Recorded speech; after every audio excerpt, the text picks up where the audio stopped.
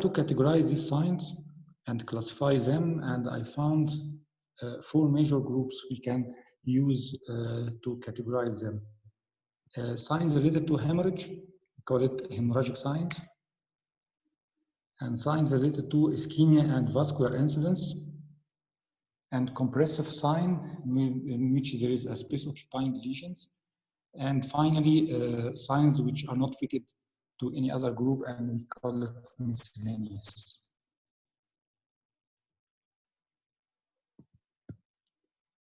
Let's start with the hemorrhagic signs.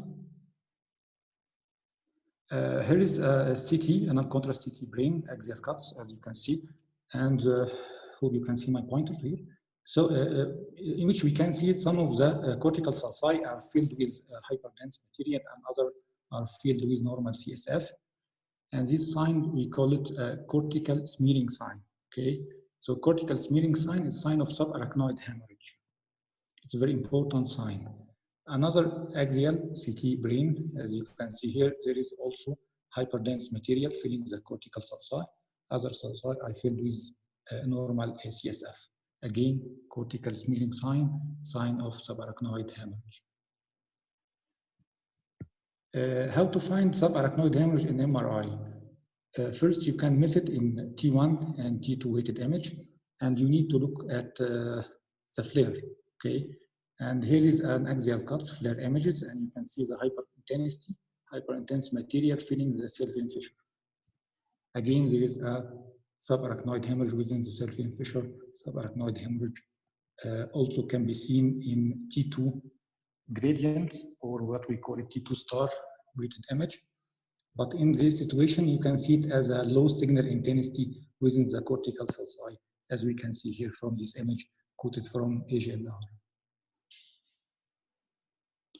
Subarachnoid hemorrhage should be differentiated from other conditions. And one of the important conditions, when you can see there is a hyperdensity within the basal cisterns, but actually this is a relative hyperdensity from the hypointense or hypodense brain. The problem here is with the brain becomes more hypodense, and which makes this subcortical or basal cisterns relatively hyperdense, okay? And we call this pseudo-subarachnoid hemorrhage, or pseudo-subarachnoid hemorrhage sign. So pseudo-subarachnoid hemorrhage sign is a sign of abnormal brain ischemia or brain edema. Another condition should be also differentiated from subarachnoid hemorrhage. This is a CT scan, axial cuts, and you can see hyperdense serpiginous hyperdensity seen following the cortical gyri, as we can see here. And when you look carefully, you can find there is a subcortical hypodensity also, and there is ex-fatio dilatation of the ipsilateral occipital horn of the lateral ventricle, and it is cortical laminar necrosis.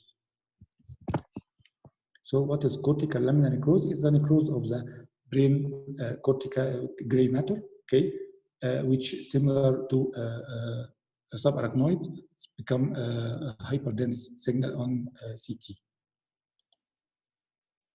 How to look for cortical laminar necrosis in CT and MRI? You best find it on teeth. Here we can see this hyperintensity following the cortex of the brain. Look carefully, there is also subcortical hypodensity or hypointensity, which correlate with the previous incidence of ischemia. Another condition here, there is also hypointensity following the sulci at the basal of the cistern of the brain. Here is a vermis of the cerebellum, okay? And this is T2 star image. This signal is low signal intensity. Also in upper cuts, you can see the low signal intensity following the Sylvian fissure and the cortical sulci. And this condition is called superficial siderosis. And superficial siderosis occurs with multiple recurrent previous subarachnoid hemorrhage, in which there is deposition of the hemosiderin within the cortical sulci, as we can see. This patient usually comes with complaint of vestibulocochlear nerve dysfunction.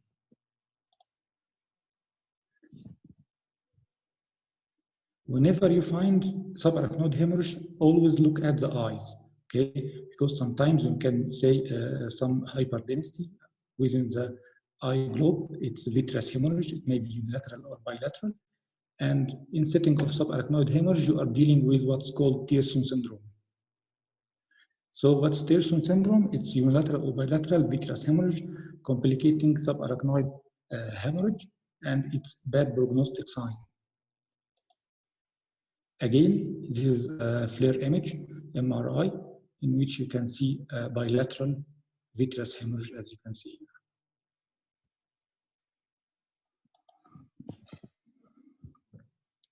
Moving to another type of hemorrhage occur within the brainstem, okay?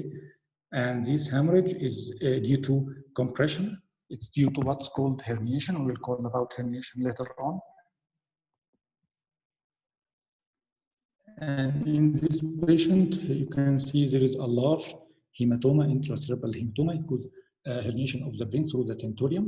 Okay, and this compression leads to kink and tear of the perforator vessels, which supply the brainstem, which result in brainstem hemorrhage. This type of hemorrhage is called Diuré hemorrhage, and it's bad prognostic sign.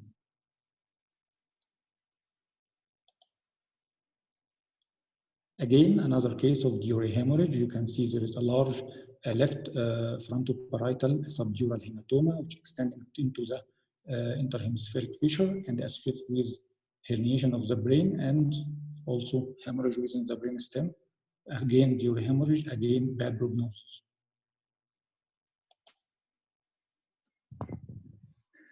Another type of hemorrhage, which is subtype of subarachnoid hemorrhage, yet it is centered around the brainstem. Here you can see the fresh blood density seen filling the interpeduncular cistern and prepontine cistern as well. Okay, and when you see such hemorrhage, you need to do CT angiography. Okay, when you do CT angiography, looking for any aneurysm, you didn't find any aneurysm. Okay, and this is called perimesencephalic hemorrhage. Okay, perimesencephalic hemorrhage is non-aneurysmal subarachnoid hemorrhage.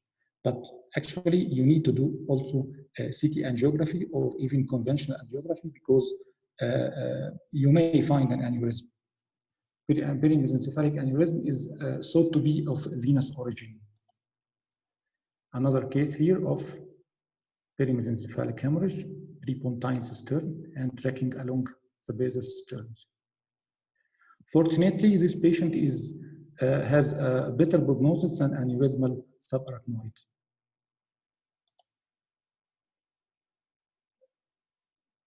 Another important sign, there is an axial cut CT brain and contrast in which there is a large intracerebral hematoma involving the frontal and maybe temporal loop, okay? And when you inject contrast, you will find there is a small hyperdense spot within this hematoma, okay? This hyperdense spot indicates that there is an active bleeding and this is extravasation from blood vessels within this hematoma, and they call it CT angiographic spot sign. CT angiographic spot sign is indicator of progression of the hematoma, and it's a very dangerous sign. Another case here of left basal ganglionic hematoma. It's a hypertensive, classic hypertensive hematoma, which is tracking into the ventricle, causing intraventricular extension. And when you inject contrast, you find there is also hyperdense spot within the hematoma, again, CT angiographic spot sign.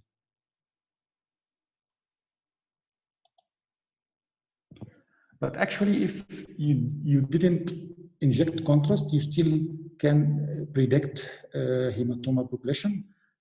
Here is an axial cut and a coronal cut CT brain. As you can see, there is a frontal, right frontal subdural hematoma. It's a fresh blood, hyperdense, but actually there is also hypodensity inside this hematoma. This hypodensity inside this hematoma correlate with unclotted blood, which means that the hematoma still have active bleeding. And we call this swirl sign. Swirl sign indicates that the hematoma may progress and become bigger. Note that here there is also compressive effect of this hematoma and midline shift. Another swirl sign, there is a large right parietal extradural hematoma. There is multifocal hypodensity within this hematoma. It's again correlate with swirl sign, and its dangerous sign should be mentioned in your report and should be told to the clinician as well. The last important topic in hemorrhagic signs is what's called diffuse axonal injury. And diffuse axonal injury is occur with severe brain trauma, okay, in which the brain is accelerating and decelerating, okay, sudden acceleration and sudden deceleration of the brain tissue. And what happened is that brain tissue moves with different velocity.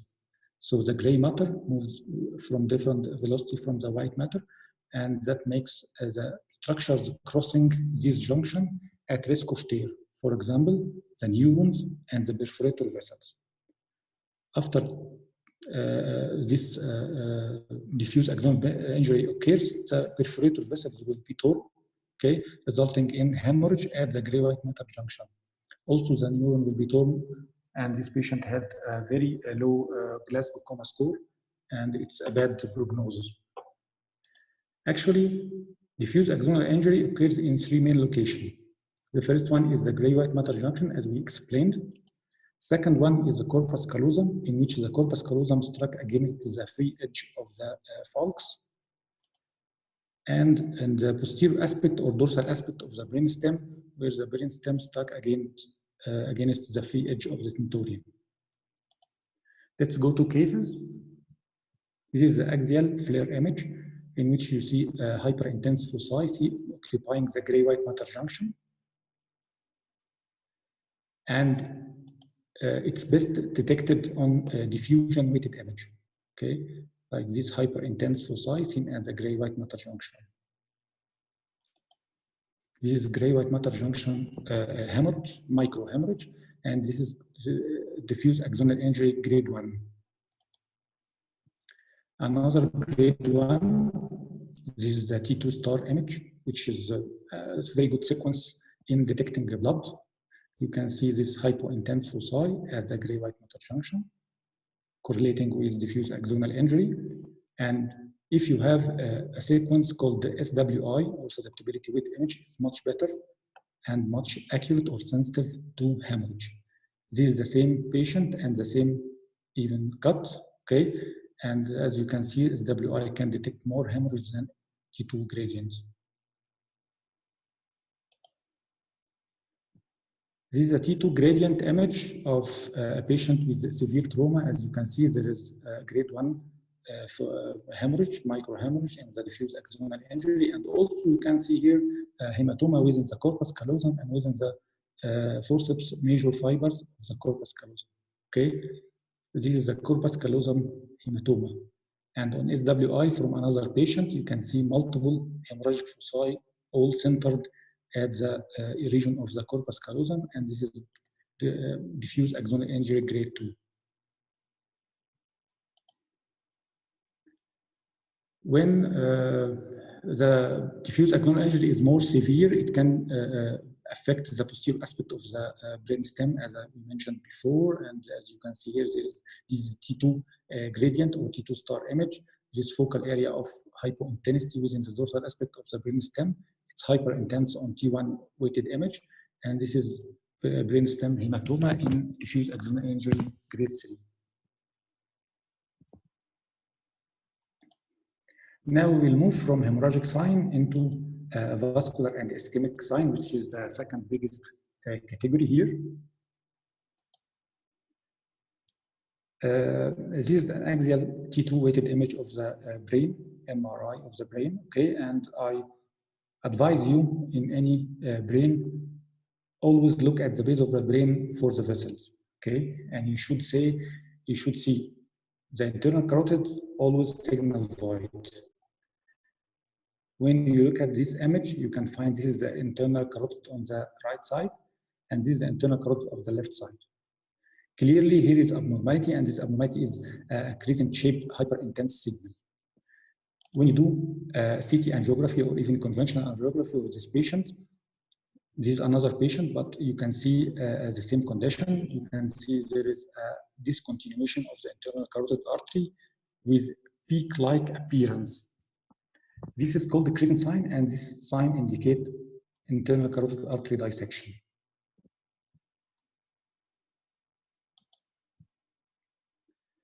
Another popular sign related to vessels in setting of ischemia, you can see here there is a hyperdensity within the M1 segment and M2 segment of the middle cerebral artery. If you go one slide above, you can find this hyperintensity to be like a dot. This is called dense vessel sign, and this is called dot sign, and both of them indicate thrombus within the artery. And if this patient passed on without mentioning this sign, it may end into an infarction like this one, maybe also a hemorrhagic infarction. This sign is called dense vessel sign. It's very important to be mentioned during your on-call rota, or maybe even on usual day practice. Another dense MCA sign here. You can compare the right and left side, okay? And there are many publications talked about how to predict the hyperdensity from the difference in the density and Hounsfield fluid, but we are not discussing it right now. So clearly, objectively, you can see that this vessel is hyperdense relative to the other side.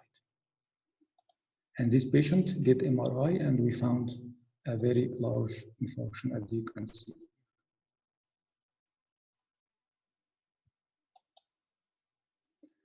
Dense vessel sign is not limited to MCA. In this cut, with the brain image non-contrast, you can see the basilar artery is also hyperdense. Okay, this is the same scenario here. If you are in doubt of this, you can do CT angiography. And this is the CT angiography of the same patient. You can see this is the proximal part of the basilar, which is enhanced, but distally there is filling defect within the basilar artery. Unfortunately, this patient was missed, and this hyperdensity wasn't mentioned, so the patient developed brainstem infarction. Very critical.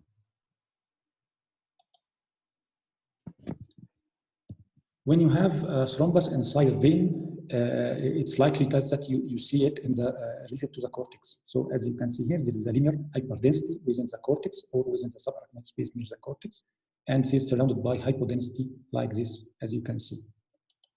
MRI of another patient, T2 weighted image, you can see this linear hypointensity because this is a T2 star weighted image. Any thrombus or any hemorrhage in the T2 star will be like a low signal. This is thrombosed cortical vein, and they call it cord sign.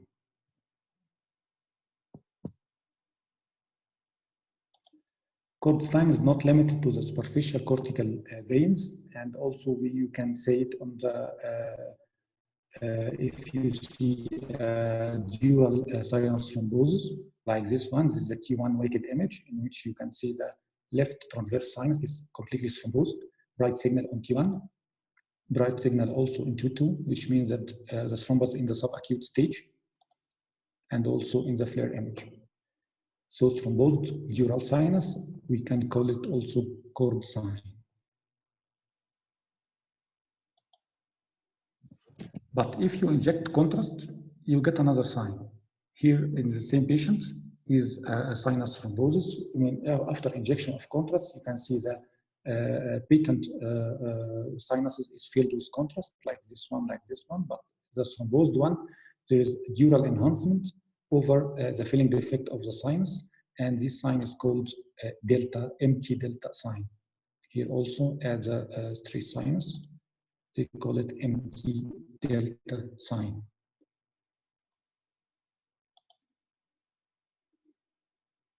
So we are still in the ischemic setting, okay? And please always look at two important locations, the basal ganglia and the insular cortex. There is an axial cut of the brain non-contrast in which you can see the Sylvian fissure should be corrugated like this one, Okay, and medial to the Sylvian fissure, there is an insular cortex, which you should be the same density of the cortex because it's a gray matter.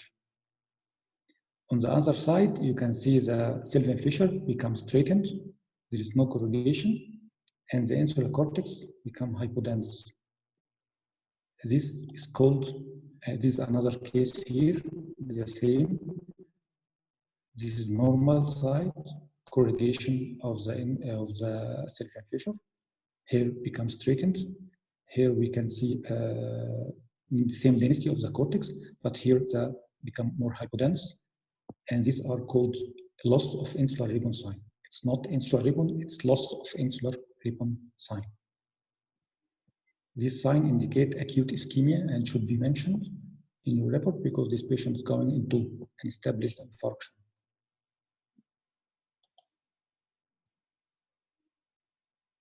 Again, as I advised you, you should look carefully at the basal ganglia. As you can see here, there is a caudate nucleus, the same density of the cortex, and there is the lentiform, the same density of the cortex again, and in between there is internal capsule, anterior limb, genu, and posterior limb.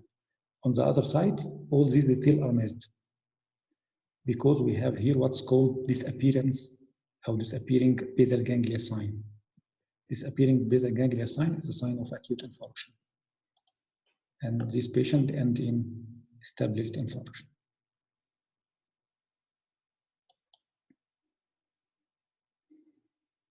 Another important sign is loss of gray-white matter differentiation. It's very popular and very common. And for example, here you can see the gray matter of our cortex. It's more hyperdense. And below it is the white matter, which appears slightly hypodense. But you can differentiate. For example, here, this differentiation is lost because there is hypodensity, which make differentiation between gray and white matter impossible. Another patient here we can differentiate between the gray and white matter, but at the right frontal region, it's all hypodense. And this patient, we did MRI for him, and we found this diffusion restriction, which is mild diffusion restriction. This is consistent with venous infarction.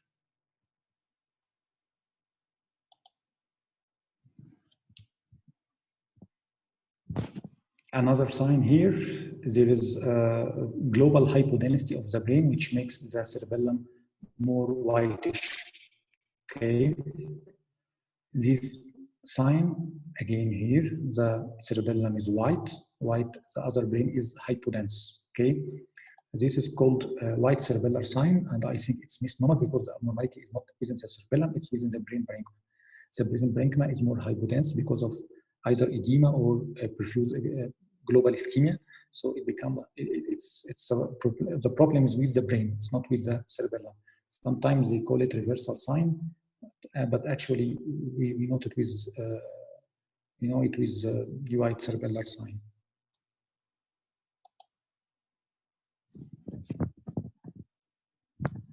Brainstem is very important, and even lacunar infarction can be very dangerous. We know lacunar infarction to be the infarction less than 1.5 centimeter, okay? And when it occurs at the deep white matter, for example, it may pass unnoticed, but in the important structure like the brainstem, it's very important. For example, this patient here has this abnormal signal within the median aspect of the midbrain, and after doing diffusion with image, it looks like an infarction, okay? At this region, the oculomotor nerve passes from here and crossing from the medial aspect of the crus cerebri. This is a normal anatomy of him, and this patient came with diplopia and infarction in the medial aspect of the midbrain, like this is termed Weber syndrome. We have many syndromes related to brainstem infarction. I choose the most common and those which you can find in clinical practice. This is another patient came also with diplopia, and if you can see this is a FLAIR image, And this is aqueduct of Sylvius here, and you can see there is abnormal signal close to the aqueduct of Sylvius. Doing a diffusion weighted image, you can see there is a well-defined, rounded hyperintensity seen centered exactly at the oculomotor nerve nucleus. Okay, and it was oculomotor nerve nucleus infarction, and this patient also came with diplopia, and this was the problem.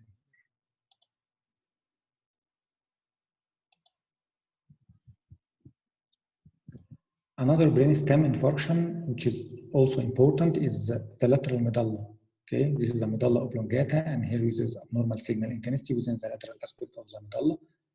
Again, in the diffusion weighted image, it's bright signal, it's diffusion restriction, and this is called Wallenberg syndrome.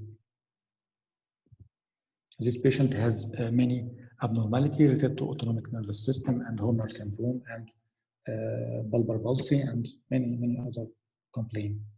But Wallenberg syndrome is important, as I have seen it a few times.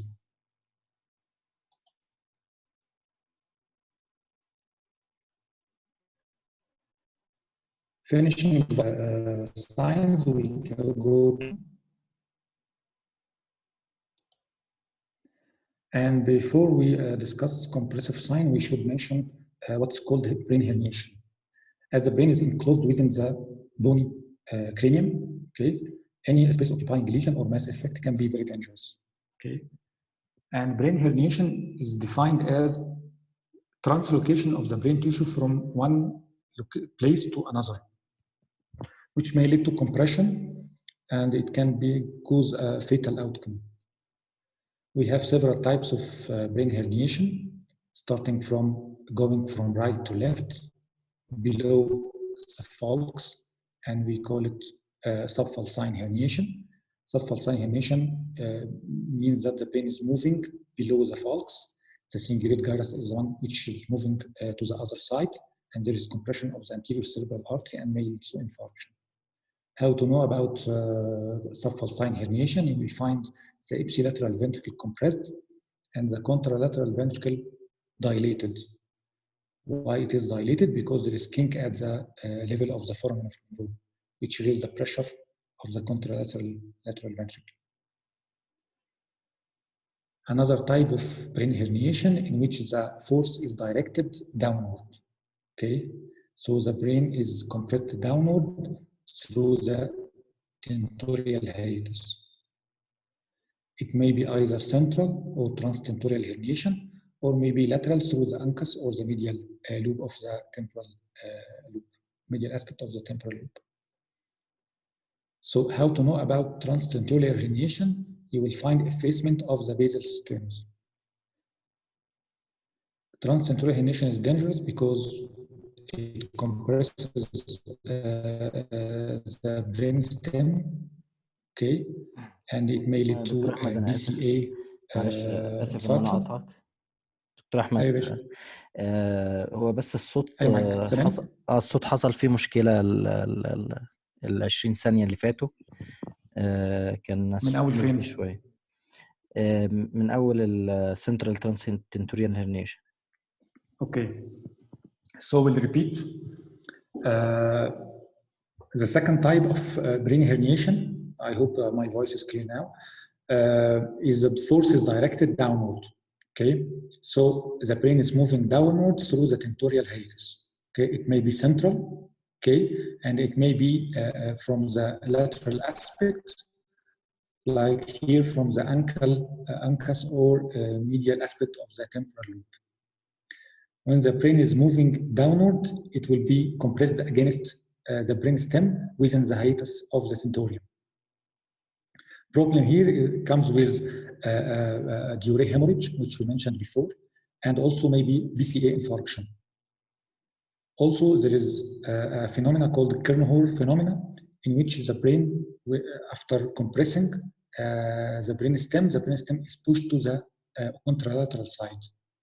And the patient came with false lateralizing signs. The other two types of brain herniation related to the posterior fossa, which is a compact place, and any mass effect will be very dangerous. Any mass effect in the posterior fossa may goes upward through the tentorium again, and they call it ascending tentorial herniation, or downward through the foramen magnum, and it's called tonsillar herniation. The last one of the brain herniation syndrome, when there is a skull defect. And if there is mass effect here inside the brain and there is skull defect, either post-operative or trauma, the patient will herniate outside. Okay. Okay, I'm happy that my voice is clear. So let's go to cases. Axial cut, non-contrast CT brain, in which there is a massive infarction involving right cerebral hemisphere. As you can see here, the ipsilateral ventricle, you cannot visualize it, and the other side is moving, it is pushed laterally, and there is dilatation of the contralateral side. There is called subfalcine brain herniation. Another case of infarction, massive infarction. Okay, ipsilateral ventricle is this one, pushed to the other side, and the contralateral ventricle is dilated and pushed laterally. Again, subfalcine herniation. What is the risk of subfalcine herniation? And anterior cerebral artery infarction.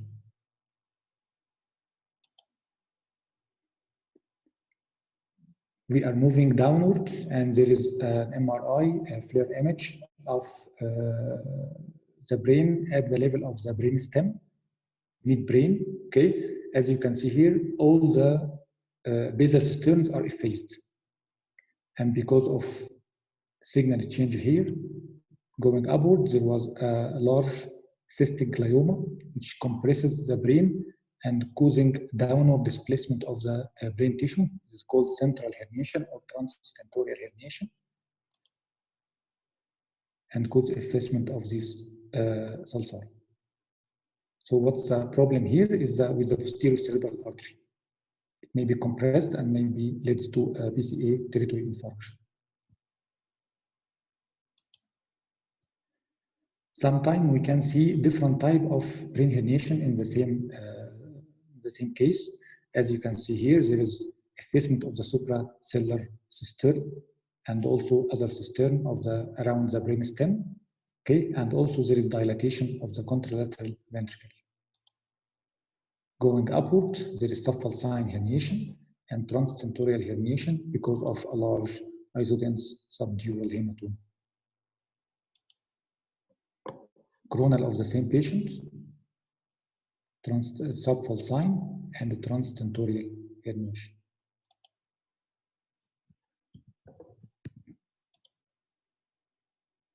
Mass effect within the posterior fossa can lead to either upper or downward displacement. Okay, here, as you can see, the fourth ventricle cannot be visualized. There is a mass effect here, and the tentorium is elevated because the cerebellum here choose to move upwards through the tentorium, what's called transtentorial or ascending tentorial herniation because of this large hematoma.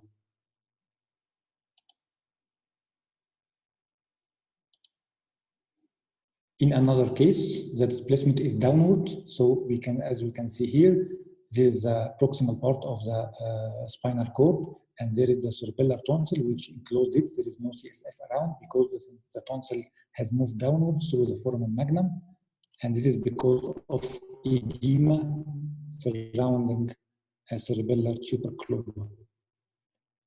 So this is called tonsillar herniation.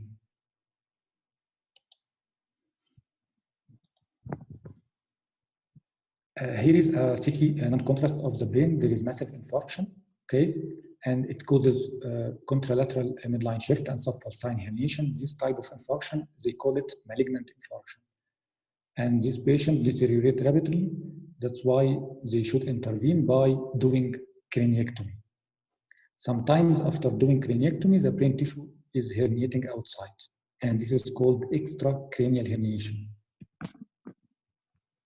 The problem here is that the vessels should, in this situation, the vessel is compressed, and then after sudden release, these vessels could be tear and resulting in these hemorrhagic changes. This is called extracranial herniation.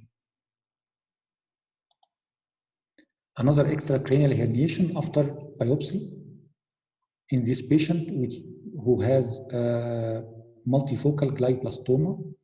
After they doing craniotomy for biopsy, the brain tissue herniate outside. Again, extracranial herniation.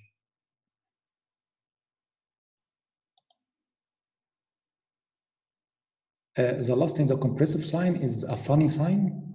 They describe it actually in the literature when you have bilateral frontal space occupying lesion compressing the lateral ventricles, the frontal horns become compressed together, and they call this rabbit ear sign. So what is rabbit ear sign is compression of the frontal horn of lateral ventricle. They become close together and compressed because of bilateral frontal space occupying lesion. Here was bilateral subdural hematoma, and in this situation was bilateral frontal hemorrhagic infarctions.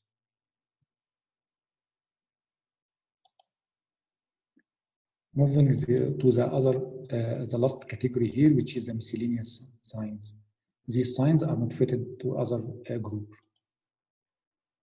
So let's talk about air inside the cranial cavity. And air is always abnormal inside the cranial cavity, and sometimes it's very dangerous.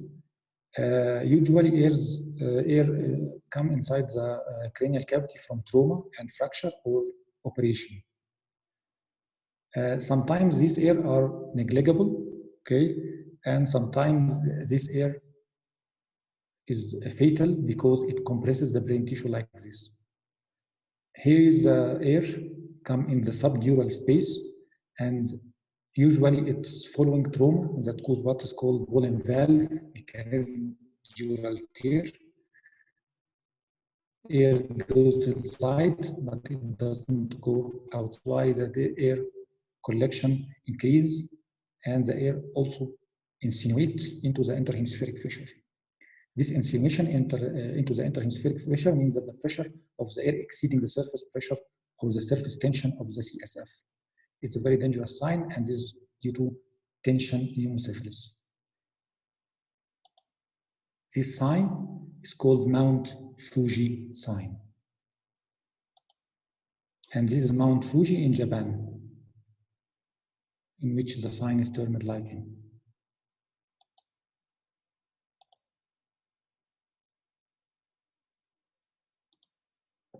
Another case here with Mount Fuji sign, air collection here, and in the subdural space first, and then insinuate into the interhemispheric fissure.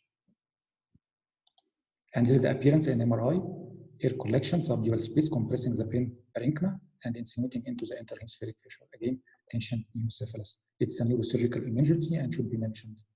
And you have to call the clinician and tell him about it. Another location of air in the subarachnoid space, like here. And air in the subarachnoid space is usually due to iatrogenic, due to when they try to canalize or insert a cannula in the internal jugular vein. Okay. Sometimes some air goes inside and then it moves with the circulation and goes and be stopped at the brain tissue. Sometimes these air locules can cause infarction, okay? And they call it cerebral air embolism. And sometimes the air is so small that you need to change the window into lung window, which is very helpful that it can detect minute air foci. Again, it's a cerebral air embolism.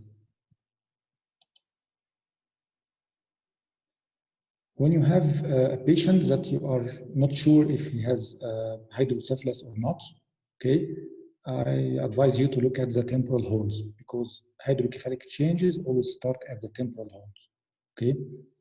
And they describe a sign in which there is dilatation of the temporal horns, okay? Like in this case here, Okay, this patient has ependymoma of the fourth ventricle, which causes supratentorial hydrocephalic change, pressure increase. So the temporal horns dilate, and they call this mustache sign. It's not accurate mustache sign actually, but this is the closest mustache I found. Another mustache sign here, dilated temporal horn of lateral ventricles. This is because of diffuse pontine glioma, as you can see.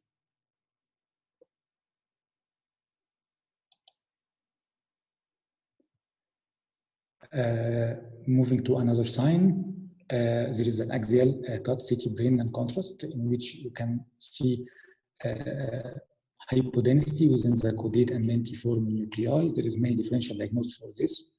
This patient came with encephalopathy symptoms. Doing MRI, there is diffusion restriction within the basal ganglia, as you can see here. The T2 weighted image is characteristic because there is hyperintensity within the external capsule and internal capsule as well.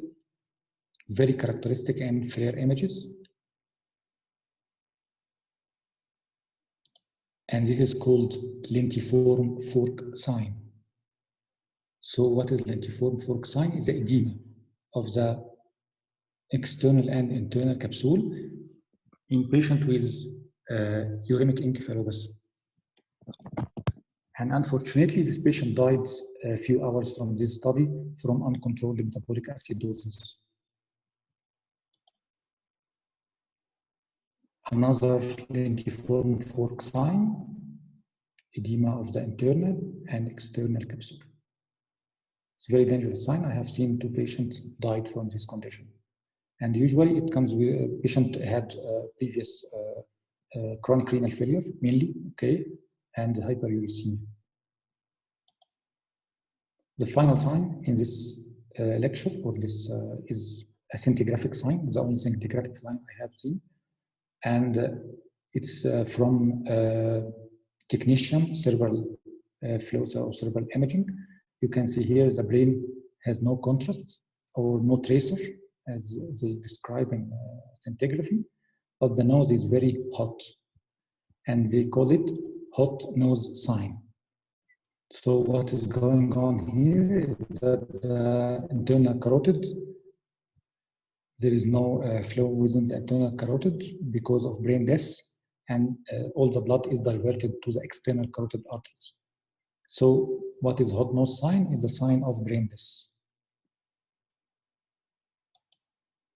Just to recap what we have said before, we talked about hemorrhagic sign, we talked about cortical ischemic sign, subarachnoid hemorrhage, we talked about Tierson sign or Tierson syndrome, and there is a bilateral or unilateral hemorrhage within the vitreous. We talked about diuretic hemorrhage, brain stem hemorrhage from compression. We talked about perimesencephalic hemorrhage, non-aneurysmal subarachnoid. We talked about CT angiographic spot sign, swirl sign, diffuse axonal injury with its 3 grading. We talked about vascular and ischemic signs, crescent sign of carotid dissection, dense MCA sign, chord sign of superficial cortical vein thrombosis, empty delta sign, dural sinus thrombosis, loss of insular ribbon sign, disappearing basal ganglia sign, white cerebellar or what's called reversal sign, brainstem infarction syndromes. And in compressive, we talked about subfalcine herniation, transtentorial herniation or mixed, ascending tentorial herniation, tonsillar herniation, extracranial herniation, and finally the rabbit ear sign. And miscellaneous sign, the last one, we talked about Mount Fuji sign, which is tension hematocephalus, a very crucial and important finding. Cerebral air embolism, mustache sign of supratentorial hydrocephalus, lentiform fork sign, and finally hot nose sign. Hope you enjoyed this, and thank you for listening.